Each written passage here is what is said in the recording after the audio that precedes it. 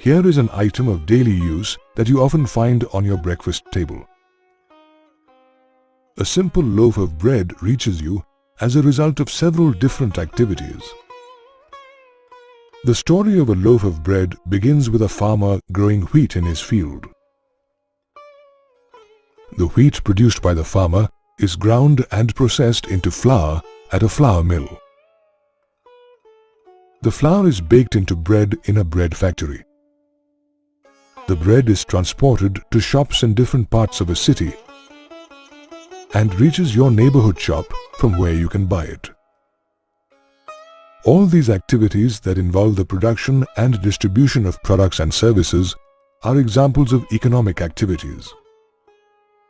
Economic activities are classified into three different groups called the primary sector, the secondary sector, and the tertiary sector. Did you know the three-sector hypothesis that divides the economic activities into primary, secondary, and tertiary sectors was developed by Colin Clark, a British economist, and Jean Forestier, a French economist. Activities like agriculture are called primary sector activities. Besides agriculture, primary sector activities include animal husbandry like dairy farming and poultry farms, fishing, mining, and forestry. All primary sector activities use natural resources to produce natural products. Since the largest number of natural products comes from agriculture, the primary sector is also called the agriculture and related sector. Activities that use natural products or other raw material for industrial manufacturing of goods are called secondary sector activities. The secondary sector includes all kinds of manufacturing activities, from food processing to manufacturing of automobiles, garments, and electronics.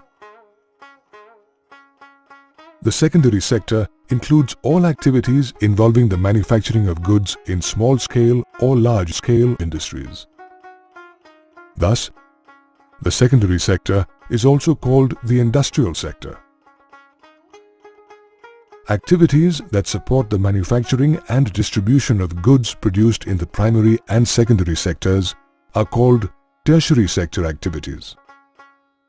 Tertiary sector activities include transport and warehousing, retail and wholesale selling, banking and insurance, and communication services. The tertiary sector also includes essential services like education, healthcare, accounting, legal services, law and order, firefighting, and office administration. Tertiary sector activities provide various kinds of services, including the ones that support the production of goods. Thus, the tertiary sector is also called the services sector. Though the activities of the primary, secondary, and tertiary sectors appear quite different, they are interdependent on each other. Let us understand the interdependency of different sectors through the example we used earlier. A failure of wheat crop in the primary sector would affect the production of flour and bread in the secondary sector, leading to reduced supply and availability of bread in the tertiary sector. Similarly, if the transporters go on strike, unsold stock will pile up with the manufacturers, while there will be shortage of goods at the shops. The primary, secondary, and tertiary sectors of the economy involve the production of a large number of goods and services. Every product or service has a value and comes at a price. This value is also called the market price of that product or service. Now, let us see how the value of production in different sectors is calculated. Consider a car. Manufacturing a car requires using hundreds of metal, glass, plastic, and rubber components that may be manufactured by many different industries. However, when you buy a car, you do not pay for its individual components separately. You only pay for the final value of the car that already includes the values of all its components. Therefore, only the final values of goods are used to calculate the production in a sector. Every year, the government collects data on the values of final goods and services produced in different sectors of our economy. The sum of the total production in the three sectors in a year for a country gives the gross domestic product or GDP for that country in that year. We can also say that the gross domestic product is equal to the total value of all final goods and services produced in a country in a year.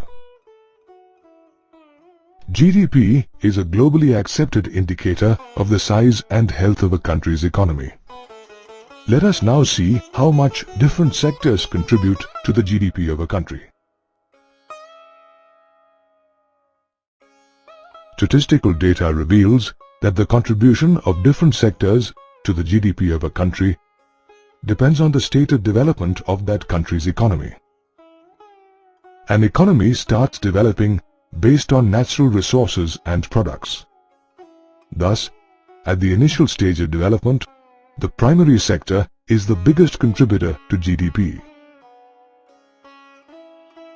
In a developing economy, industrialization creates fresh job opportunities and people start using more and more manufactured goods. This is the phase where the secondary sector becomes the biggest contributor to GDP. In developed countries, people can afford and demand more and more services, leading to a rapid growth in the tertiary sector. Thus, in developed countries, the tertiary sector is the biggest contributor to the GDP. The graph here shows the change in the contributions of the three sectors to India's GDP from 1973 to 2003. The graph shows that although all the three sectors expanded, the tertiary or services sector recorded the largest growth to become the largest sector in India's economy. This graph shows the change in the percentage contribution of GDP by the three sectors from 1973 to 2003. The graph shows a decline in the contribution to GDP from the primary sector, a marginal increase in the contribution from the secondary sector, and a significant rise from the tertiary sector.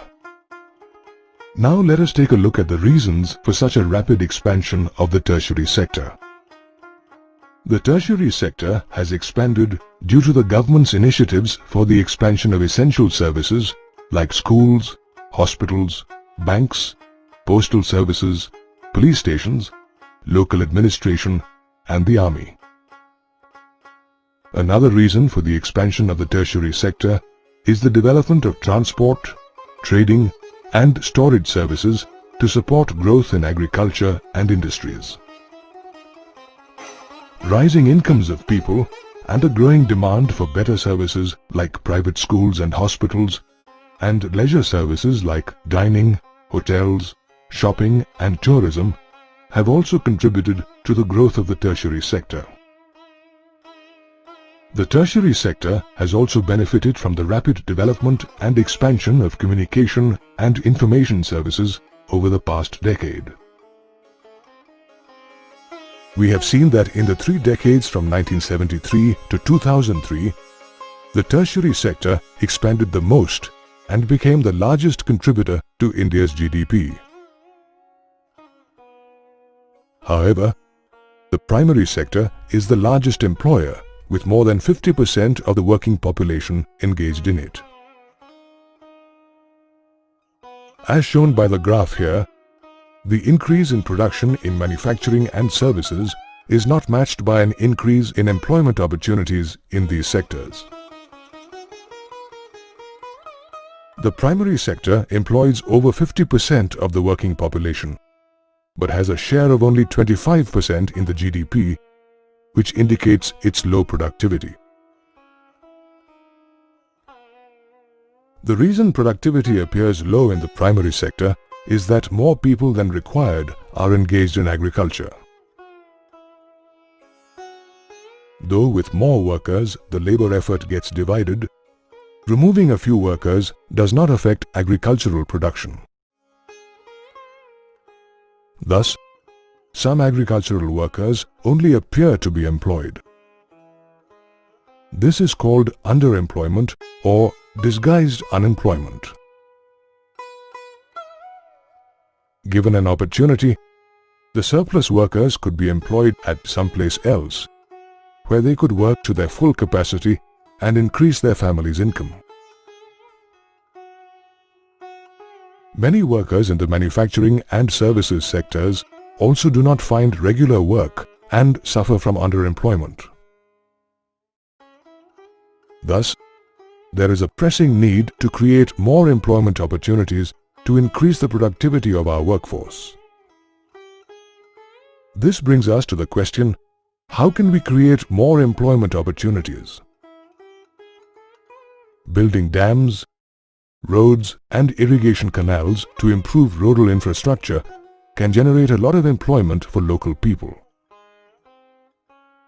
Providing easy, affordable loans to farmers to increase production also helps in reducing underemployment in the primary sector. Promoting agro-based industries like crushers, grain polishing mills, and cold storage facilities also generates more employment in rural areas. Expanding education and healthcare services will not only improve the literacy and health status of the population, but also create thousands of job opportunities. Promoting the tourism sector can result in the creation of around 35 lakh more jobs. Proper implementation of employment generation schemes launched by the government is also required to provide more employment to people. The National Rural Employment Guarantee Act is one such scheme launched by the central government in 2005. NREGA guarantees 100 days of employment per year to every person willing to work, or an unemployment allowance if work is not provided. You have already studied about the classification of economic activities into primary, secondary, and tertiary sectors depending on their nature. Economic activities can also be classified into organized and unorganized sectors depending on their conditions of employment. Meet Manav and Riya. Let us understand the difference in the organized and unorganized sectors by looking at their working conditions. Riya works in an office where she reports for work at 9 a.m. and leaves for home at 5 p.m. If Riya is required to work for more hours, she is paid overtime money. Riya gets paid casual and medical leave, besides an off on all Sundays and public holidays. On joining work, Riya was given an appointment letter stating the terms and conditions of her work. Riya always gets her salary on time every month. Riya is entitled to all the allowances as per government rules like Provident Fund, medical allowance, travel allowance, etc. Riya works in the organized sector with regular terms of employment as per government rules and guidelines. Manav works as a daily wage laborer at a construction site and reports for work at 8 a.m.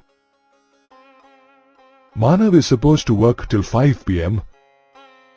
but often works till much later. He gets no overtime for the extra hours of work. Manav does not get paid leave even in sickness and works on all days, including public holidays. Manav was not given any letter of appointment and can be removed from work any day. Manav is not entitled to any allowances or benefits other than his salary, which itself is also often not paid on time. Manav works in the unorganized sector, where government rules and guidelines for employment are not followed. Here is a comparison between the working conditions in the organized and unorganized sectors. When the organized sector offers better employment conditions, why do people work in the unorganized sector? Let's find out. The organized sector offers fewer employment opportunities than the unorganized sector. Some companies from the organized sector operate in the unorganized sector to save taxes and to avoid giving the employees their due benefits. Since the 1990s, a lot of people employed in the organized sector have lost their jobs and or forced to take up employment in the unorganized sector. Let us now look at the groups of people who need protection in the unorganized sector. The vulnerable groups that need protection in the unorganized sector in rural India are landless farm laborers, small and marginal farmers, and traditional artisans like weavers and potters. Workers in the rural unorganized sector can be supported by the timely delivery of seeds and other agricultural inputs, affordable loans, and expansion of storage and marketing facilities for crops. The vulnerable groups in urban areas include casual laborers, street vendors, rag pickers, and people employed in small-scale industries. Workers in the unorganized sector in urban areas can be supported by government assistance to small-scale industries and by finding ways to protect the large number of casual workers. People from the scheduled castes and tribes need extra protection as they also face social discrimination besides the other disadvantages of the unorganized sector. You have already studied about the classification of economic activities into primary, secondary, and tertiary sectors, and organized and unorganized sectors. Economic activities can be classified in yet another way, into public and private sectors. Every economic activity has an owner. The owner owns the company's assets and is responsible for running the business. An economic activity owned and managed by the government is called a public sector activity. An economic activity owned and managed by an individual or a group of individuals is called a private sector. There are over 200 public sector companies or undertakings in India, which include the Indian Railways, Air India, and many others whose services we use every day, like the post office. And here are a few of the thousands of private sector companies operating in India. The main objective of private sector activities is to make a profit. On the other hand, the motive of public sector activities is to make a profit and also provide essential services. Let us see what services are provided by the government through the public sector. The services that the government provides through public sector activities include basic essential services like education and healthcare, expensive large-scale infrastructure development services like building roads, airports, harbors, railways, power plants and dams, and providing support services at less than their production cost to support industry, agriculture, and social welfare. However, why does the government provide all these services and not the private sector? Even after 60 years of independence, illiteracy, malnutrition, and high infant mortality are serious problems in India. It is the primary responsibility of the government to provide basic essential services like education, healthcare, housing, food and nutrition, and safe drinking water to all the people.